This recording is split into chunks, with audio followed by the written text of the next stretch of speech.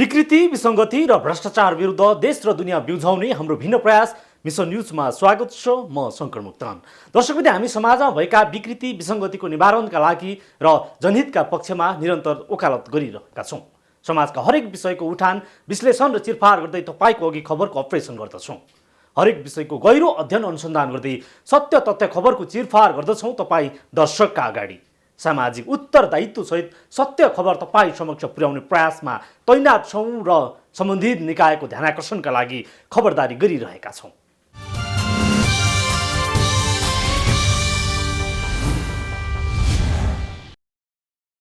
दर्शकबिन, छिमेकी मुलुकले कोरोनाको कहरमा साथ दिनुको साटो सीमा मिचेर सडक बनाइएको छ। भारतले सडक उद्घाटन गरेर आफ्नो भूमिमा सडक बनाएको दाबी गरिरहेको छ। सरकारले विज्ञप्ति निकालेर औपचारिकता पुरा त गरेको छ, तर सरकारको कूटनीतिक नोटको मसी नसुक्दै भारतीय सेना प्रमुख मनोज नरिवालले लिपुलेक सडकको विषयमा अभिव्यक्ति दिएका छन्। उनको पछिल्लो अभिव्यक्तिले सीमा अतिक्रमणलाई थप बदलिएको मात्रै होइन, शक्तिका नाउँमा भारत अझै प्रभाव देखाउन खोजेको प्रष्ट हुन्छ। तर बलियो सरकार भएको बेला सीमाको घाउ बल्झिँदा कडा कूटनीतिक प्रतिवाद गर्नु पर्दथ्यो। यद्यपि नीति तथा कार्यक्रममा सीमाको विषय त सरकारले जोडेको छ, तर पछिल्लो समय भारतको दादागिरीले थप बलमित चाहिँ प्रष्ट हुन्छ। लिपुलेक सडक विषयमा भारतीय शासकले अभिव्यक्तिको चिरफार मिसन न्युजमा।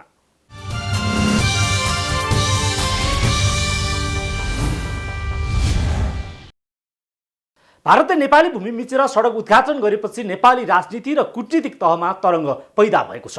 भारतले गएको मे 8मा लिपुलेक उद्घाटन गरेको हो। सडक उद्घाटन भएपछि भारतले सीमा अतिक्रमण गरेको भन्दै चौतर्फी विरोध भएको छ। यद्यपि नेपाल भारत सीमा समस्या यो नयाँ होइन। सुगौली सन्धि र नेपाल भारत शान्ति तथा मैत्री सन्धिदेखि जारी छ। नेपाल भारत लामो दूरीको सीमा क्षेत्र छ। सीमा क्षेत्रमा अतिक्रमण रोकिएको छैन। 71 हेक्टर बढी भूमि अतिक्रमण भएको तथ्याङ्क छ। सीमा अतिक्रमणको समस्या हुँदाहुँदै भारतले लिपुलेक सडक उद्घाटन गरेपछि उठेका प्रतिक्रियामा भारतीय सेना प्रमुखको अभिव्यक्तिले थप समस्या बल्झाएको छ।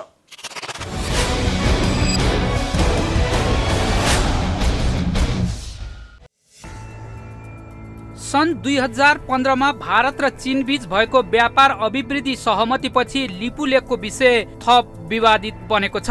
भारतीय प्रधानमन्त्री नरेन्द्र मोदीको चीन भ्रमणको बेला भएको सहमतिले लिपुलेक सडक विस्तारका लागि भारतलाई बल मिलेको हो।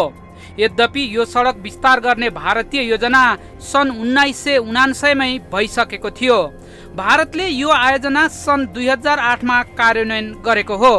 योजना कार्यान्वयनको करिब 6 वर्ष सुसुप्त रहेको लिपुलेक सडक आयोजना मोदीको सत्तारोहणपछि तीव्रता दिएको हो। योजना कार्यान्वयनको करिब 6 वर्ष सुसुप्त रहेको लिपुलेक सडक आयोजना भारतले मोदीको सत्तारोहणपछि तीव्रता दिएको हो। 80 किलोमिटरको उक्त सडक आयोजना उद्घाटनपछि सडक र सदन तातेको छ।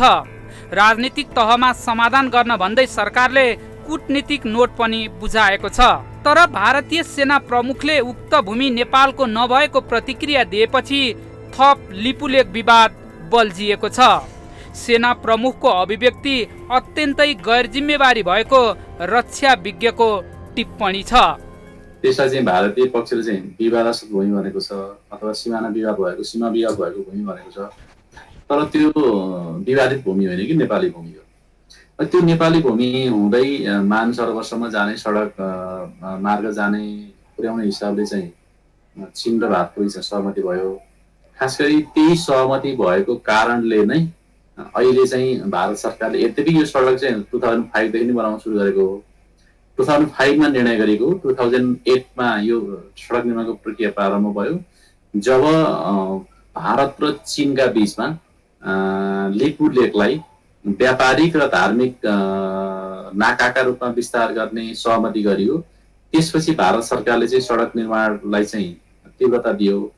भारत सरकारले सडक निर्माण गर्न तीव्रता दिएको कारणले गर्दा अहिले ट्र्याक खोलेपछि चाहिँ भारतीय रक्षा मन्त्री राजनाथ सिंहले चाहिँ सडकको भिडियो कन्फरेन्स मात्र उद्घाटन गरेका छन्।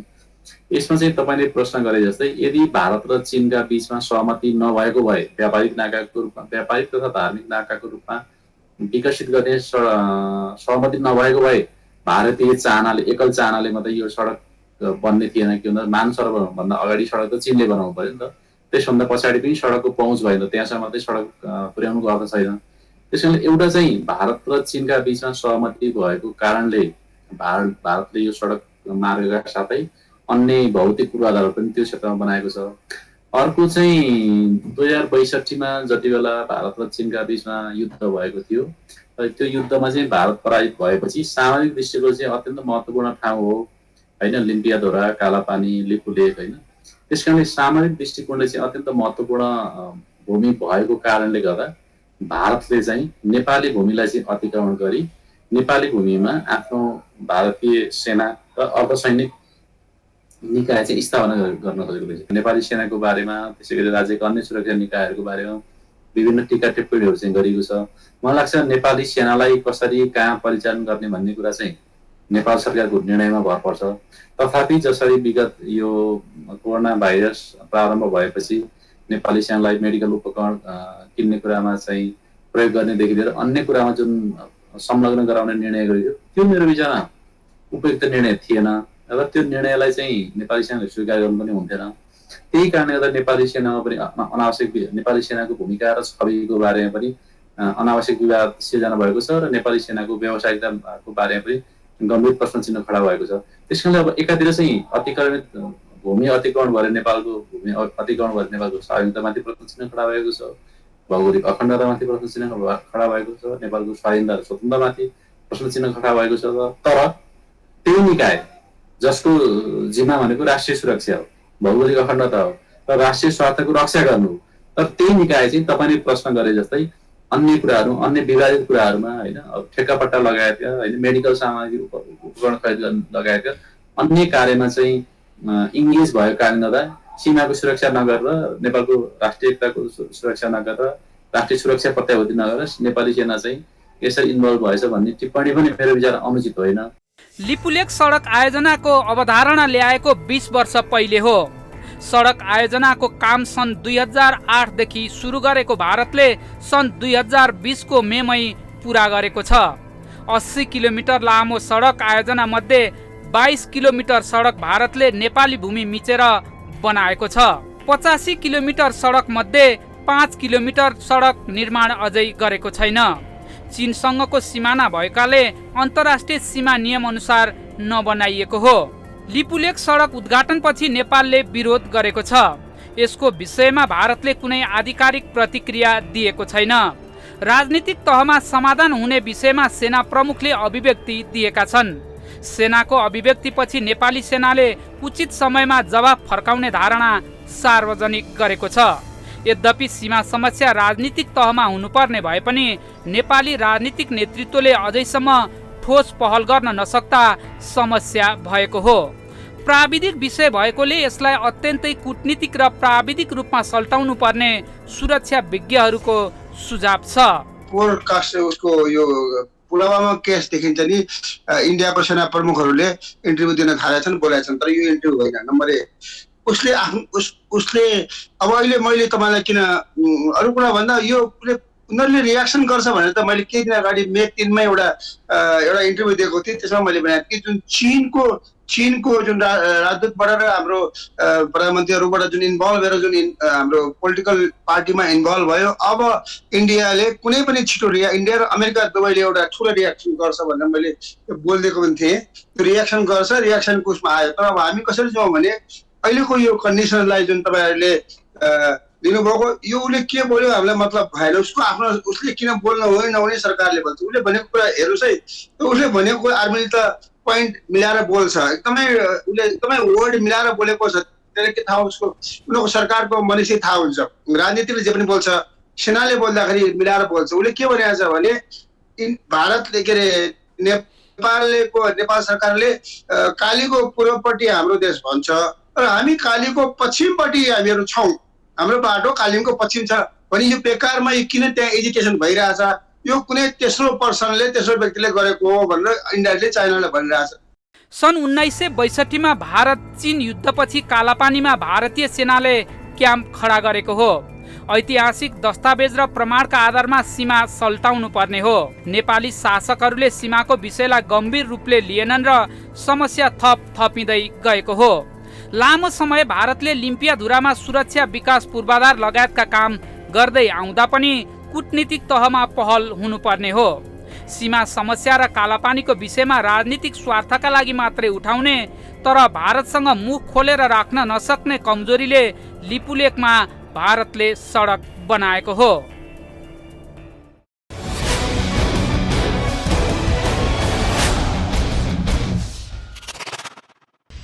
भारतीय सेना प्रमुखको अभिव्यक्ति जो आएको छ यो भारतीय शासकहरूको नेपालमाथि गर्दै आएको हेपाहाको निरन्तरता हो। लिपुलेक सडक उद्घाटन नयाँ विषय होला तर यसको अन्तरको कथा लामो छ। भारतीय शासकहरूले आर्थिक सामरिक महत्त्वले हेरेको यस क्षेत्रमा पूर्वाधार लगायतका सबै विकास मात्रै गरेका छैनन्। चीनसँगको समझदारीमा यो सडक अनुमोदन यसअघि नै भएको भन्नै गाह्रो छैन। यसको बलियो तथ्य सन् 2015 मे 15 मोदी र सी भेटले एक हिसाबले अनुमोदन गरिसकेको छ। भारतीय प्रधानमन्त्री नरेन्द्र मोदी चीन भ्रमणका क्रममा दुई देशका प्रधानमन्त्रीबीच सम्झौता भएको थियो। लिपुलेक नाका व्यापार अभिवृद्धि गर्न भन्दै भएको सम्झौता 28औं बुँदामा यो विषय उल्लेख छ। यी बुँदालाई कार्यान्वयन गर्न भारतले सडक आयोजना अघि बढाएको हो। छिमेकीहरूको गठजोडले नेपाली भूमिमाथि अतिक्रमण बढेको छ। नेपाललाई आफ्नो प्रभावमा राख्न सक्ने शक्ति राष्ट्रहरूको एउटा संस्करण हुन सक्छ। रिपोर्ट देखाउनेछौँ एकैछिनको ब्रेकपछि पुनः स्वागत छ। दर्शकवृन्द, लिपुलेकलाई व्यापार अभिवृद्धि गर्ने स्थानको रूपमा प्रबन्धन गर्न भन्दै भारत र चीनले सन् 2015 सहमति गरेका हुन्।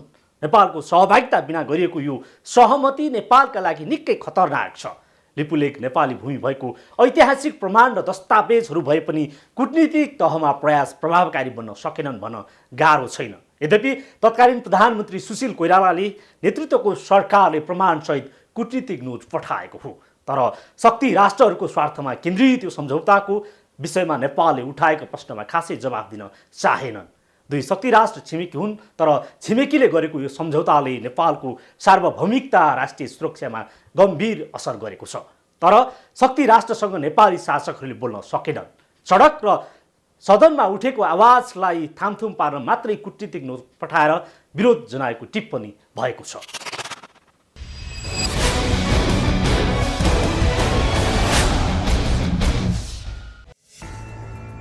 नेपाल भारत बीचको सीमा समस्या आजको होइन, सन् 1950 को नेपाल भारत शान्ति तथा मैत्री सन्धिदेखि हो। सीमा समस्या भारतसँग मात्र होइन, चीनसँग पनि छ। चीनसँगको समस्या लगभग टुङ्गिए पनि भारतसँग दर्जनौं स्थानमा जस्ताको तस्तै समस्या छ। पश्चिम दार्चुलादेखि पूर्व ताप्लेजुङसम्म रहेको यो समस्या लामो समयदेखि जारी छ। भारतसँगको सीमा समस्या दर्जनौं स्थानमा छ। वर्षौंदेखिको सीमा समस्याले सीमावासी प्रताडित छन्। हाम्रो प्रहरी चौकी छ होइन, अनि यो स्कुलले भएर हाम्रो यो गाउँ नेपाल परेको छ, नभए इन्डिया परिदिन्थ्यो, कब्जा गरिदिन सक्थ्यो। यो जमिन नेपाल सरकारको हो। 1817 कट्ठा 10 दूर जग्गा चाहिँ अहिले भारतले खाइराखेको छ, नेपालको जग्गा। मुलुकको सार्वभौम सत्ताको रक्षा गर्ने राष्ट्रिय सुरक्षा विपरीत भारतीय सेना प्रमुखको अभिव्यक्ति सही हुन सक्ने विषय होइन। राजनीतिक तहमा आउने यस्ता अभिव्यक्ति सेना प्रमुखलाई बकाइनु यसको अन्तर्य गहिरो हुन सक्छ। सीमा जस्तो विषयमा सेनाले अभिव्यक्ति दिँदा कूटनीतिमा आँच आउन सक्छ। तर यो सेनाको अभिव्यक्ति चीन भारत बीच भएको लिपुलेक व्यापार अभिवृद्धिका लागि भएको सहमतिको निरन्तरता हो। यो कूटनीतिक माध्यमबाट सल्टाउने विषय भए पनि एकाएक सेना प्रमुखले अभिव्यक्ति दिनु शक्ति राष्ट्रहरूले नेपाल जस्ता मुलुकमा प्रभाव जमाउन खोजेको प्रश्न हुन्छ। लिपुलेकको विषयमा देशभर विरोध भइरहँदा चीन यसको विषयमा कुनै प्रतिक्रिया दिएको छैन। भारतले पनि राजनीतिक तहमा कुनै प्रतिक्रिया नजनाउँदा यसको सङ्केत त्यति सुखद छैन। सीमामा भएको अतिक्रमणपछि सरकारले आर्थिक वर्ष 2077-78 को नीति तथा कार्यक्रममा सीमाको विषय सम्बोधन गरेको छ। लिपुलेक र कालापानी क्षेत्र नेपालको भूमि हो र त्यसलाई प्राप्त गर्न ठोस कूटनीतिक पहल गरिनेछ। तदनुरूप नै छुटेको भूमि समेत समावेश गरी नेपालको नक्सा जारी गरिनेछ। ऐतिहासिक सन्धि नक्सा तथ्य तथा प्रमाणका आधारमा कूटनीतिक माध्यमबाट मित्र राष्ट्र भारतसँगको सीमा सम्बन्धमा विगत लामो समयदेखि बाँकी रहेका र समयसम्म उठिरहेका विषयहरूको समाधान गरिनेछ। लिम्पियाधुरा, लिपुलेक र कालापानी क्षेत्र नेपालको भूमि हो र त्यसलाई प्राप्त गर्न सरकारले नीति तथा कार्यक्रममा यो विषयलाई जोड्नु सकारात्मक मान्न सकेला, तर यसको समाधानको लागि सरकारको कूटनीतिक पहल धेरै हुन आवश्यक छ। हालसम्मको पहलले ठोस नतिजा दिन नसकेकाले कूटनीतिक प्रयासमा गम्भीर बन्नु आवश्यक छ। राजनीतिक नेतृत्वले नै सीमालाई सल्टाउनु पर्ने हो। यसतर्फ सरकार सक्रिय हुनुपर्ने सुरक्षा विज्ञहरूको सुझाव छ। उसको डायलगले के छ भने उनीहरू केमा क्लियर छन् भने कि काली नदी त्यही हो जुन उसले अहिले जसलाई काली नदी मानिरहेछ, जसलाई पुरानो नेपालको हाम्रो अहिले देखाइरहेको हाम्रो नक्सामा त्यही छ, जुन हामीले व्यवहारमा पनि गरिरहेको थियौँ कति वर्षदेखि। त्यस कारणले उसले त्यो बुझ्यो भने भारतसँग डिल गर्न भारतको मनस्थिति बुझ्न सजिलो पर्छ। नम्बर 1 कुरो है। अब तपाईँले कन्फ्युजन कहाँ छ भने अब त्यहाँ तपाईँले विभिन्न के अरे सेनाका ड्याङ गोली हान्ने भन्छन्, कोही गएर सेनाका वार्न जाने भन्छन्, कोही गएर चाहिँ जुलुस निकालेर सडकमा के त्यो समाधान गर्न खोया हो त? के सडकमा जुलुस निकालेर र हाम्रा पूर्व सैनिक या पूर्व प्रहरीहरूले या पूर्व सचिवहरूले भारतीय विस्तारवाद मुर्दाबाद भनेर नारा लगाएर टिभीमा देखाएर समाधान हुन्छ भने गरिन्छ। समाधान त्यहाँ छैन। हामी समाधानतिर खोज्नतिर लागिरहेको छैनौँ। यो समस्या सीमा विवाद होइन, यो समस्या राजनीतिक समस्या हो। म क्लियरली भन्छु, राजनीतिक समस्यामा यो सीमाको कारण राजनीतिक समस्या हो। सीमाको समस्या त टेक्निकली समाधान गर्ने हो। आजसम्म हामी गर्न सक्दैनौँ। एउटा इस्यु उठाउँछौँ, हल्ला गर्छौँ, अब अहिले करायौँ, अब 10-15 बजेबाट काण्ड हुन्छ, त्यो बिर्सन्छौँ। त्यस कारणले अब उसको आफ्नो हामीले त्यसै सहीसँग यो हाम्रो भनेर हामीले पाउने होइन। यो तपाईँ उसमा पनि तर्क छ, हामीसँग पनि तर्क छ। दुवैको तर्कमा एउटा बिचमा आउनु त टेबलै बस्नु पर्यो। हामी टेबलतिर हामीलाई इन्ट्रेस्ट छैन। हामी सडकमा तताउँछौँ र गाली गर्छौँ र सेना गएर चाहिँ सिधा गएर चाहिँ सेना गएर ड्याङ सेना गएर कुन्टामा ठोक्छ। तपाईँलाई थाहा छ यसरी यस्ता गल्ती भइरहेछ। सीमा निरन्तर मिचिरहँदा नेपालको राष्ट्रिय सुरक्षा गर्ने जिम्मा सेनालाई रहेको छ। सेना मुलुकको रक्षाको पहिलो हिस्सेदार हो, तर सेना यति बेला सीमा मिचिरहँदा ठेक्का र खरिदमा अल्मलिएको छ। सेनाको काम सुरक्षा गर्ने हो, ठेक्का पट्टा होइन। तर नेपाली सेनालाई ठेक्का र खरिदमा भ्याइ नभ्याइ छ। प्रशासनिक तहबाट यो समस्याको समाधान हुँदैन। त्यस कारणले के प्रधानमन्त्री स्तरीय संवादबाट यो प्रक्रिया अगाडि बढाउनु पर्यो। यदि प्रधानमन्त्री लेभललाई तत्काल संवाद नगरौँ भने नि कम्तीमा परराष्ट्र मन्त्री स्तरीय वार्ताको प्रारम्भ गरिनुपर्ने हुन्छ र परराष्ट्र मन्त्री अथवा प्रधानमन्त्री लेभलमै निर्णायक संवाद गरेर पहिलो प्राथमिकता हामीले कूटनीतिक उच्च स्तरीय कूटनीतिक संवादको माध्यमबाट चाहिँ यो समस्याको समाधान गर्ने हाम्रो पहिलो प्राथमिकता त्यो हुनुपर्छ। तर यो प्राथमिकतालाई मैले जोड दिँदै गर्दा कतिपय संवादमा नेपाल भारत सीमा विवाद सम्बन्धमा वार्ता गरेका अवकाश प्राप्त अधिकारीहरूसँग केही पूर्व मन्त्री, केही पूर्व सचिव होइन, केही पूर्व राजदूतहरूसँग संवाद गर्ने क्रममा नेपाल र भारतका बिचमा हामीले जुन अतिक्रमण भूमि दावी गर्नको लागि जुन हामीसँग यथेष्ट प्रमाण नै छैन, हामीसँग यथेष्ट प्रमाण नभएको कारणले गर्दा हाम्रो भारतसँगको सीमा विवादको क्रममा हाम्रो पोजिसन चाहिँ नेपालको पक्ष चाहिँ कमजोर भएको देखिन्छ भन्न उहाँले मलाई भन्दै मसँग औपचारिक र अनौपचारिक संवादको क्रममा उहाँले भन्ने गर्नुभएको छ।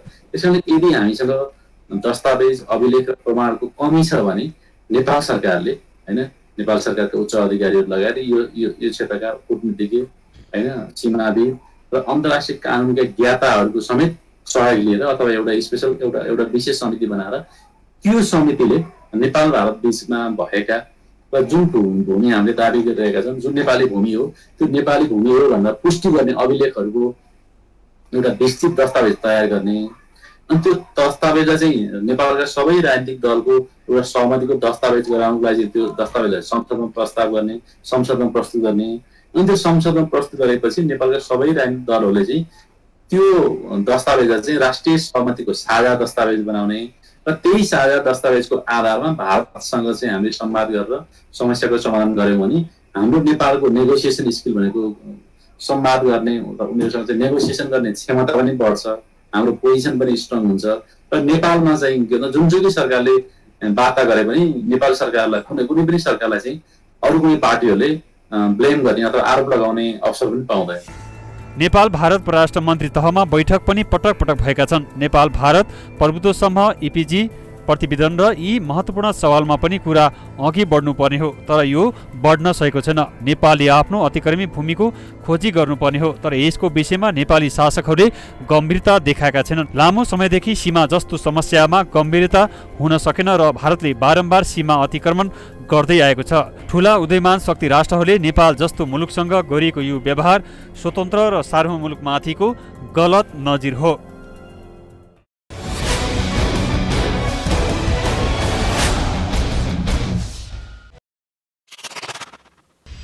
कुनै पनि सार्वभौम मुलुक सानो र ठुलो धनी र गरिब भन्नै हुँदैन, तर भारत सधैँ नेपालमा आन्तरिक हस्तक्षेप गर्दै आएको मात्रै छैन, सीमा अतिक्रमण गरेर सधैँ तनाव दिँदै आएको छ।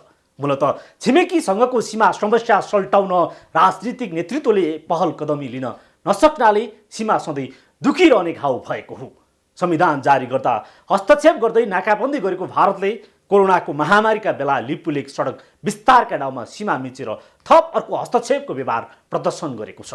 यसले के पुष्टि गर्दछ भने भारतले नेपालमाथि सधैँ हेपाहको व्यवहार गरिरहन्छ।